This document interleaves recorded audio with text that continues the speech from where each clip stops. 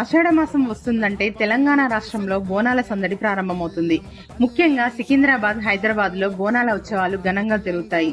ఈసారి బోనాల ఉత్సవాల సందర్భంగా ప్రభుత్వం ఒక కీలక నిర్ణయం తీసుకుంది. తెలంగాణ ఇంద్రకీలాద్రిగా పేరుగాంచిన వరంగల్ భద్రకాళి అమ్మవారికి బంగారు బోనం సమర్పించనున్నారు. అమ్మవారికి బోనం సమర్పించడం ఓరుగల్లు ఆలయ చరిత్రలోనే ఇదే తొలిసారి. భద్రకాళి ఆలయానికి ఎంతో చారిత్రక ప్రాముఖ్యత ఉంది. కాకతీయుల కాలంలో నిర్మించిన ఈ ఆలయంలో నిత్య పూజలతో పాటు నవరాత్రి ఉత్సవాలు ఘనంగా జరుపుతారు. శ్రీ మహంకాళి దేవస్థానం లాల్ దర్వాజా వారు 11 సంవత్సరాలుగా దేశ నలుమూలలా బోనాల కార్యక్రమాన్ని నిర్వహిస్తున్నారు. ప్రధానంగా శ్రీశైల భ్రమరాంబిక అమ్మవారికి, విజయవాడ కనకదుర్గ అమ్మవారికి, గద్వాల్ జోగులాంబ అమ్మవార్లకి బోనం సమర్పిస్తున్నారు. వారి ఆధ్వర్యంలో తొలిసారిగా భద్రకాళి అమ్మవారికి ఈ నెల 22న దేవాదాయ శాఖ మంత్రి కొండా సురేఖ గారు బంగారు బోనం సమర్పించబోతున్నారు. ఇదే సాంప్రదాయాన్ని ప్రతి ఏడాది కొనసాగించేలా అధికారులు ఉత్తర్వులు జారీ చేశారు.